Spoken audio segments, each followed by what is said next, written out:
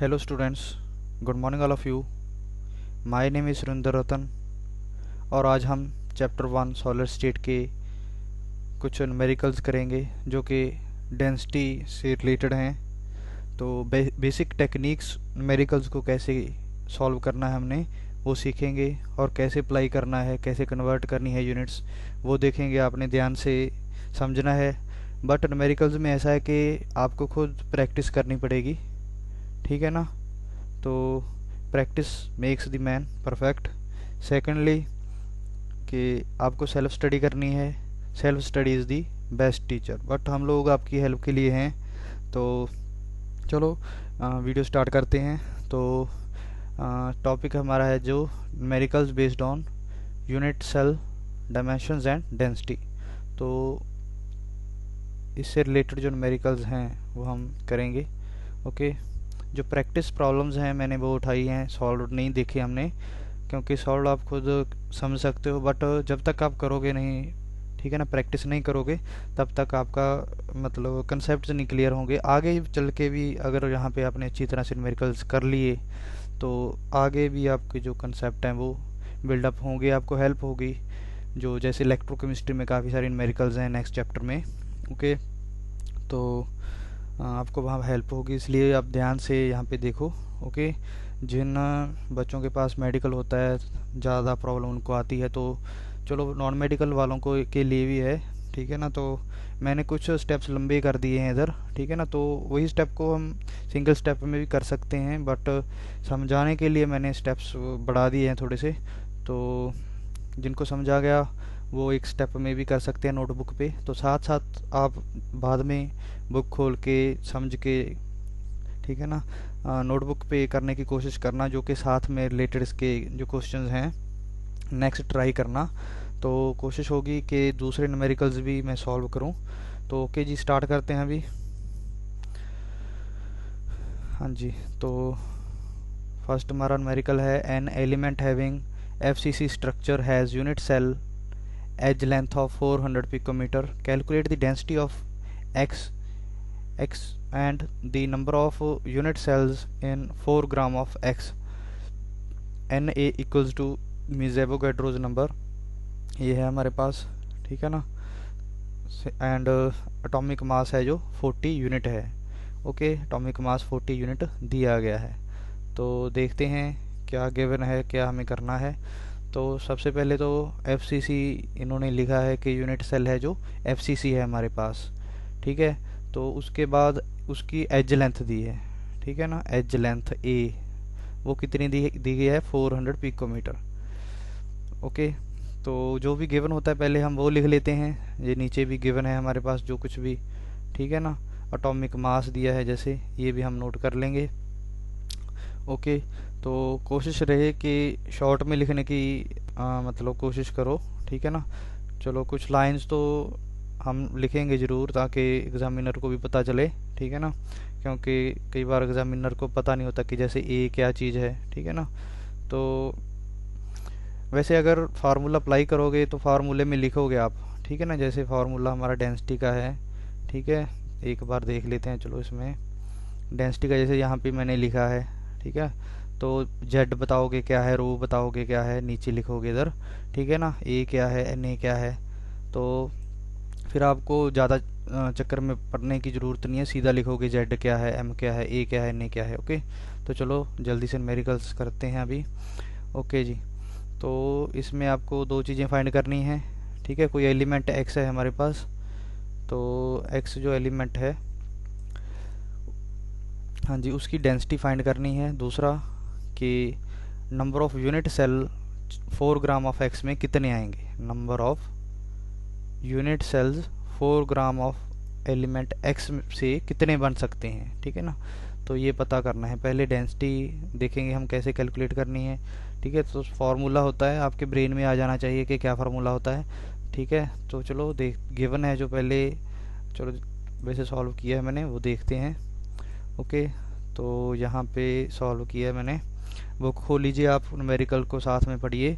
Okay, तो unit cell FCC edge length, तो unit cell जो FCC होता है जैसे हमने पढ़ा है, इसके फेस पे होते हैं एटम्स, तो उसमें उसकी जो एज लेंथ दी है, ठीक है ना, ए, वो 400 पिकोमीटर है। ओके, तो हमने सेंटीमीटर में कन्वर्ट कर लेना है पिकोमीटर को। जनरली बुक में भी सेंटीमीटर में कन्वर्ट किया गया है, ठीक है ना।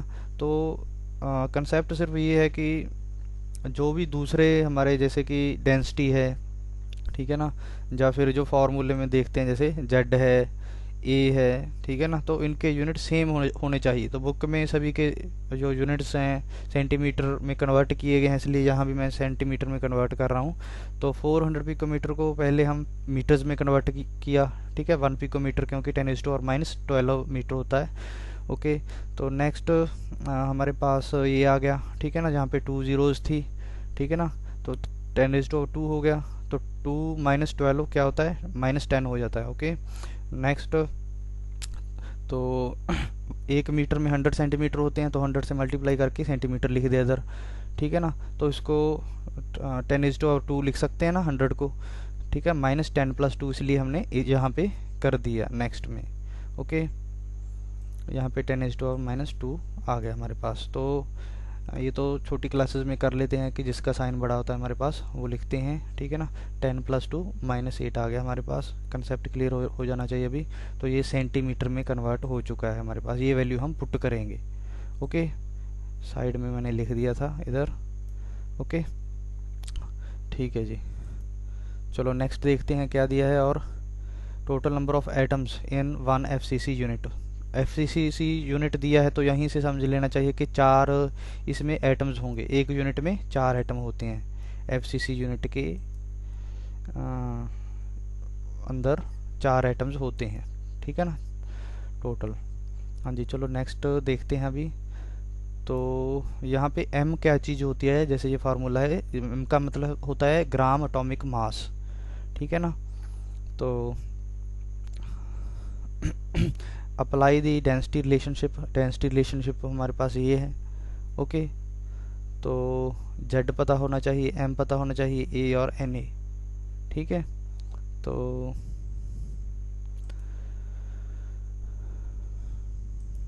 हाँ जी, तो Z की वैल्यू कितनी है हमारे पास, 4 है, ठीक है। Z की वैल्यू हम 4 पुट कर देंगे। नेक्स्ट, M की वैल्यू हमें गिवन है ऑलरेडी, जैसे न्यूमेरिकल में हम यहाँ पे देख सकते हैं गिवन है। तो M की जो वैल्यू है हमारे पास, एटॉमिक मास की वैल्यू दी है यहाँ पे 40 यूनिट, ठीक है ना। तो मोल कंसेप्ट के मुताबिक +1 में जैसे पढ़ा है हमने, ठीक है ना, तो ग्राम एटॉमिक मास M 40 ग्राम हो जाएगा हमारे पास, इसलिए M की जो वैल्यू है हमारे पास 40 ग्राम हो गई। ओके, तो चलो मूव करते हैं, वहीं पे चलते हैं हम, ठीक है ना। तो नेक्स्ट जहाँ पे पुट की गई हैं वैल्यूज़ बस।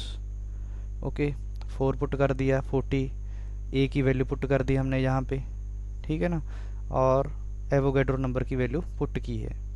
ओके, स्टेप बाय स्टेप आपने देखना है, समझना है, फिर खुद करने की कोशिश करनी है। ओके, तो जहाँ पे जैसे इसका जो क्यूब किया है हमने सारी टर्म का, तो इसको हम ओपन करेंगे, 4 का भी क्यूब हो गया, 10⁻⁻8 का भी क्यूब हो गया। ओके, चलो नेक्स्ट देखते हैं अभी।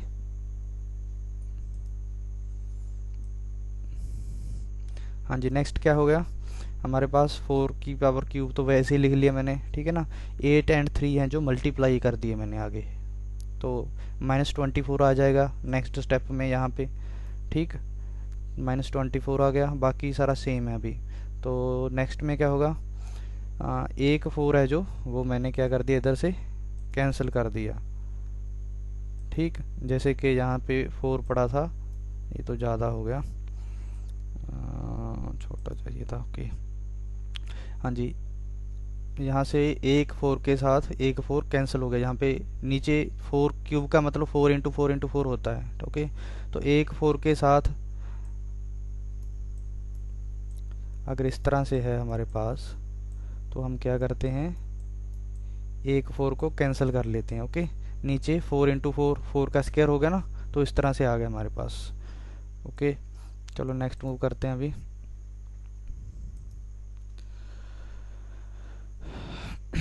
हाँ जी, तो 40 जो जहाँ था, ठीक है ना, मैंने ऊपर लिख लिया, बाकी जो 10 वाली टर्म्स थी उनको हम लास्ट में एक जगह पे इकट्ठा कर लेते हैं। ओके, जैसे कि यहाँ पे हमने इकट्ठा किया है दोनों को। ठीक, ओके। तो नेक्स्ट क्या होगा, हाँ जी, नेक्स्ट क्या होगा, 4 स्क्वायर को मैंने 4 × 4 लिख लिया। ठीक है ना, तो इसकी कैंसिलेशन होगी बस। आगे क्या है, 40/4 × 4 था, एक 4 को मैंने क्या किया, 4 को 40 के साथ कैंसिल कर दिया तो 10 आ गया। ठीक है ना, तो उस 10 को आगे फिर कैंसिल कर दिया 4 के साथ। ठीक है ना, तो दोनों कट हो गए, 2 आ गया और 5 आ गया। ओके, तो इन दोनों को इकट्ठा कर लिया, 23 - 24 हो गया। ठीक है, हम ऐसे करते हैं कि 23 - 24 -1 होता है। ओके, चलो नेक्स्ट। हाँ जी, नेक्स्ट हमारे पास क्या आ गया, अभी 5 था ऊपर तो 5 लिख लिया।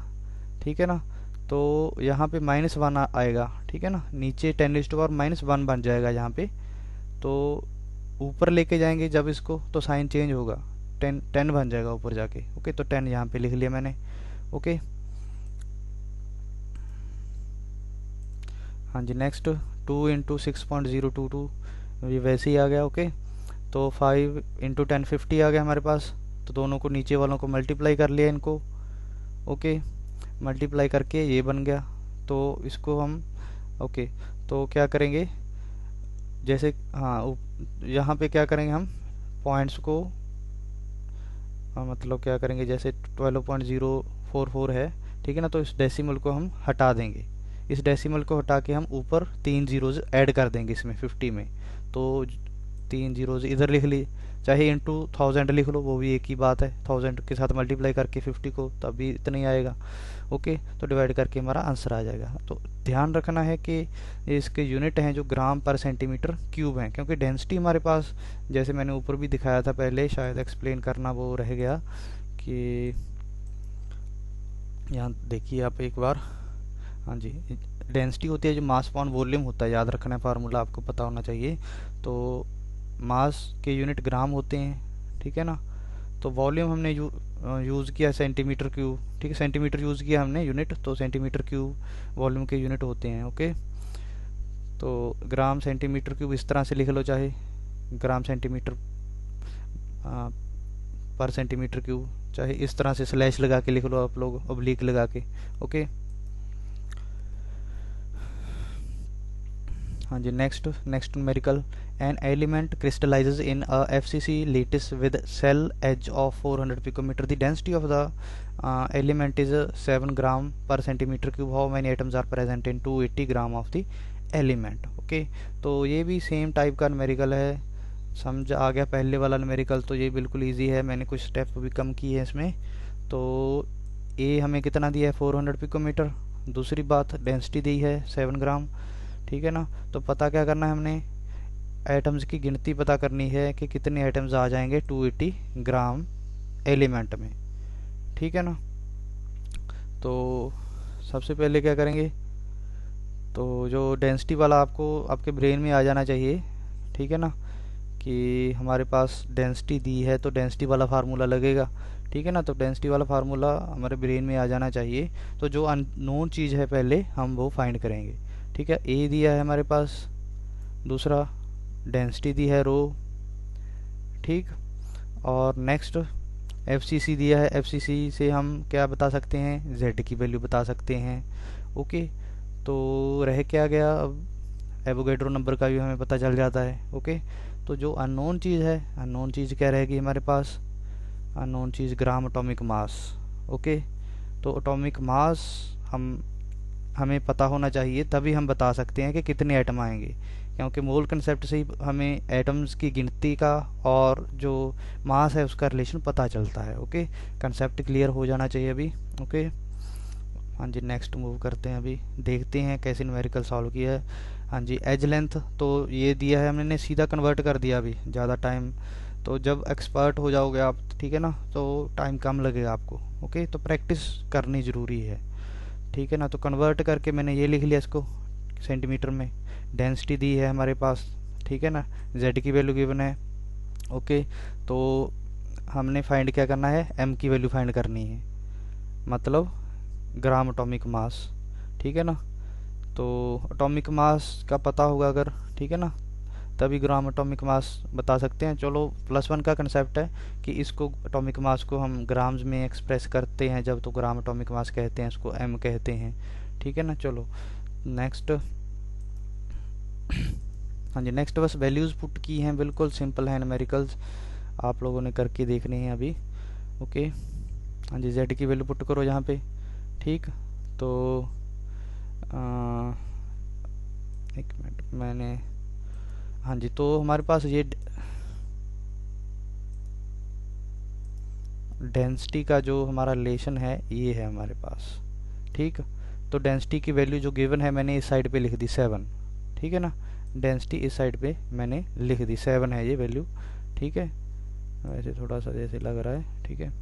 चलो z की वैल्यू पुट कर दी, z जहाँ पे लिखा हुआ है, m वैसे लिख लिया, पता नहीं है इसका कुछ, ठीक है ना। a की वैल्यू पुट कर दी, क्यूब कर लिया जैसे पिछले न्यूमेरिकल में किया था दोनों का, ठीक है। एवोगैड्रो नंबर की वैल्यू पुट कर दी, ठीक है ना।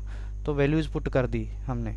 तो m को एक, जिसको फाइंड करना है एक साइड पे, लेफ्ट साइड पे हम रखते हैं, वैसे ही हमने, तो जो नीचे सारी टर्म है, ठीक, हमने क्या किया, इसको ऊपर 7 के साथ मल्टीप्लाई कर दिया, जैसे 10th क्लास में हम करते हैं, इसको क्रॉस मल्टीप्लाई करते हैं जैसे, तो इसको उधर ले गए हम, मल्टीप्लाई में जाएगी टर्म, ओके।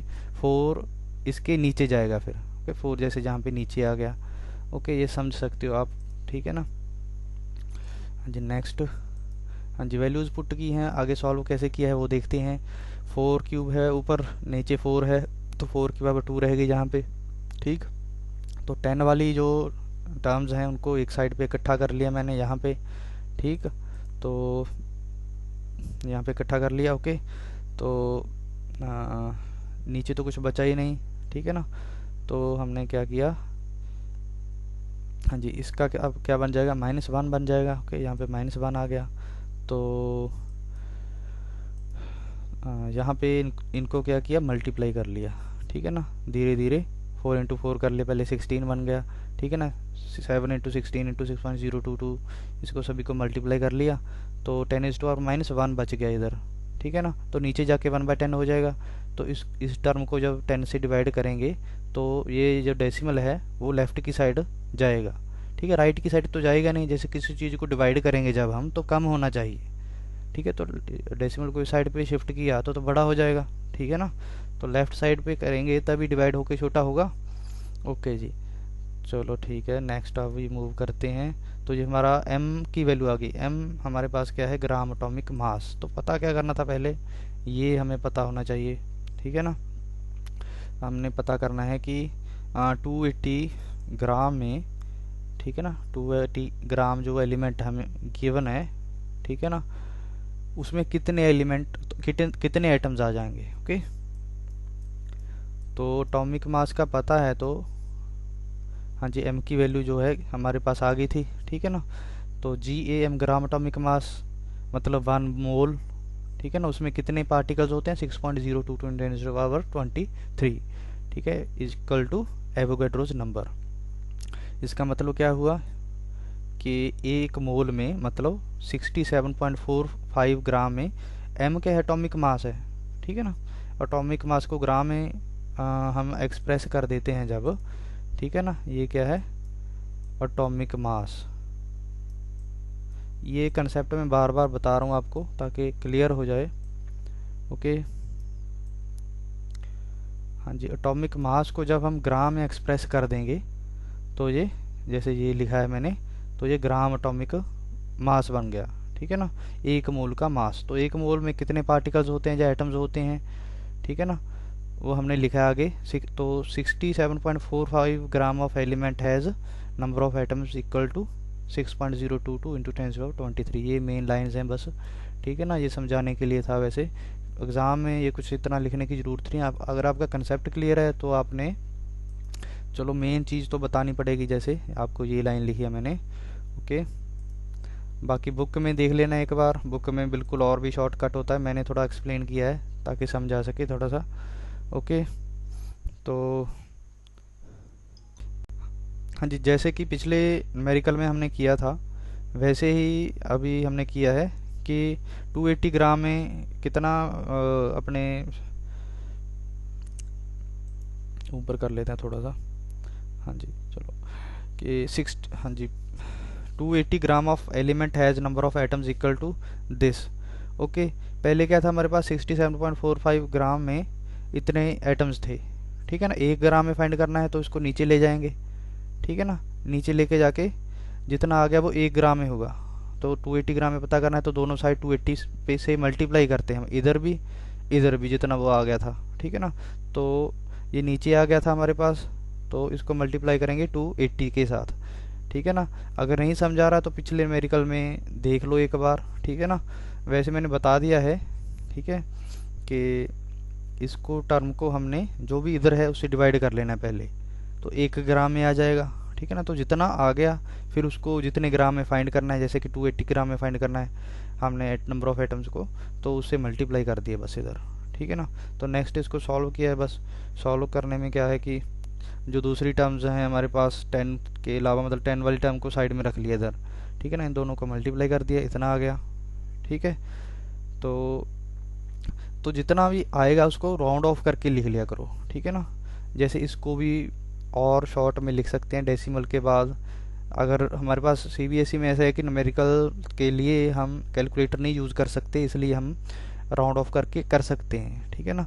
तो चलो कुछ एग्जैक्ट तो हमने, मेन तो कंसेप्ट जो हमारा क्लियर होना चाहिए, न्यूमेरिकल्स का इतना चक्कर नहीं होता कि हमने सही फार्मूला अप्लाई किया हो, सही तरीके से किया हो, तो राउंड ऑफ करके इसको हम ये 1686.2 लिख सकते हैं हम, क्यों, ठीक है ना। ये +1 में हमने सीखा है कि राउंड ऑफ कैसे करना है, ठीक है ना। 6 से पहले 6 बड़ा है 1 से काफ़ी, तो 5 से बड़ा है तो इसको 2 लिख सकते हैं इधर, ठीक है। नीचे चलो ठीक है, इसको भी राउंड ऑफ किया है मैंने, ठीक है ना। थोड़ा सा इसको हटा दिया ताकि कैलकुलेशन सॉल्व अच्छी तरह से हो सके, ठीक है ना। चलो आगे देखते हैं अभी। हाँ जी, तो इसको हम बाई 10 करके लिख सकते हैं पॉइंट को हटा के, ठीक है। इसका जो पॉइंट है इसको हटा के ऊपर 10 लिख लिया इसके लिए मैंने, तो 10 के साथ 10 कैंसिल आउट हो गया, 1023 पड़ा है इधर, ठीक है ना। तो इसको इसके साथ डिवाइड में कर दिया, ठीक है ना। तो आगे समझ सकते हैं आप लोग, इसको डिवाइड करके इतना मेरा आंसर आ गया, ठीक है जी। होप कि समझा गया होगा। नेक्स्ट चलो एक न्यूमेरिकल और है, तो ये स्टूडेंट ने पूछा था किसी ने मुझसे, ओके। तो BCC की वैल्यू हमारे पास जो बॉडी सेंटर्ड होता है, cubic body centred cubic unit cell होता है जो, ठीक है ना। तो उसमें हमारे पास कितने नंबर ऑफ एटम्स होते हैं, 4 होते हैं, ठीक है ना। क्योंकि 8 एटम्स कॉर्नर्स पे होते हैं उसके, तो कंट्रीब्यूशन 1/8 होती है हर एक की। तो टोटल नंबर ऑफ एटम्स जो कॉर्नर पे हैं वो 1 हो गया टोटल, ठीक है। कंट्रीब्यूशन एक सेंटर में होता है तो 1 + 1 2 हो गए, जेड की वैल्यू 2 आ गई, ओके। तो डेंसिटी दी है, डेंसिटी का फार्मूला दिया है हमें, जेड की वैल्यू चलो गिवन है, एम है जो हमारे पास, वो हमने पता करना है, ओके। तो दूसरा क्या था, ए दी है, ये हमारे पास 300 पिकोमीटर है, ठीक है ना। इसको कन्वर्ट नीचे किया है मैंने इधर, ठीक है ना। तो ये प्रोसेस सेम है, बस पिको 10⁻12, ओके। सेंटीमीटर में आ गया था पहले, तो 100 से मल्टीप्लाई कर दिया, तो ऊपर ये दोनों ऐड हो गए, बस 10⁻10 बन गया, इधर सेंटीमीटर में आ गया, ओके। तो वैल्यू पुट कर दी बस इस यहाँ पे, ठीक है ना। यहाँ पे वैल्यू पुट हो गई, एन ए की वैल्यू पुट कर दी हमने, ठीक है ना। बिल्कुल सेम न्यूमेरिकल है, ठीक है ना। तो डी की वैल्यू इधर डेंसिटी की 10.3 मैंने लिख दी, डी की वैल्यू हमें गिवन है यहाँ पे ग्राम पर सेंटी, यहाँ पे मिस्टेक है थोड़ी सी, तो 10⁻³ आना था, ठीक है ना। 10⁻³ आना था यहाँ पे। चलो मैं देख लेता हूँ डाल के, अगर पड़ गया तो यहाँ पे 10⁻³ ओके। तो नोट कर लेना इसको, ओके जी। चलो एक तो ये है प्रॉब्लम मेरी कि ये चला जाता है साथ में, ठीक है ना, परमानेंट नहीं रहता। चलो बता दिया एक बार हमने, तो हाँ जी उसको बस सॉल्व करना है हमने। 300³ हो गया, 10⁻³ हो गया इधर, ठीक है ना। तो जो 10 वाली टर्म्स हैं उनको एक साथ लिख लिया, बस ये 10 वाली हैं, ठीक है ना। तो हाँ जी अकॉर्डिंग टू बॉड मास लिखा है मैंने, ठीक है ना। तो जो प्लस में है टर्म्स पहले उनको ऐड कर लिया करो, ठीक है ना। 23 + 6 सब्ट्रैक्ट नहीं करना पहले, 23 + 6 29 हो गए, ठीक है ना। तो ये भी 29 बनेगा, ऐड करेंगे पहले, तो बाद में -30 हो जाएगा। ठीक है, तो बस मेन कंसेप्ट इधर यही था। और यहाँ पे 29 -30 आ गया तो -1 बन जाएगा नेक्स्ट स्टेप में। तो इस टर्म को उधर लेके उधर मल्टीप्लाई कर देंगे। ओके, तो 2 को उधर नीचे ले जाएंगे। इस तरह से न्यूमेरिकल हमारा सॉल्व हो जाएगा। ठीक है, तो आगे आप सॉल्व कर सकते हैं। वैसे तो मैंने सॉल्व तो किया था, वो दूसरा पेज मैंने ऐड नहीं किया इधर। ठीक है, तो इसका जो आंसर है वो कितना होगा वो देख के चलो मैं बता देता हूँ आपको एक बार। आंसर इसका आना चाहिए आपका 83.73 यूनिट। ठीक है ना, 83.73 यूनिट आना चाहिए। ओके जी, चलो ठीक है। आपने अभी प्रैक्टिस करनी है दूसरे न्यूमेरिकल्स की, जो प्रॉब्लम होगी चलो वो देखेंगे। ठीक है ना, ओके जी, थैंक यू।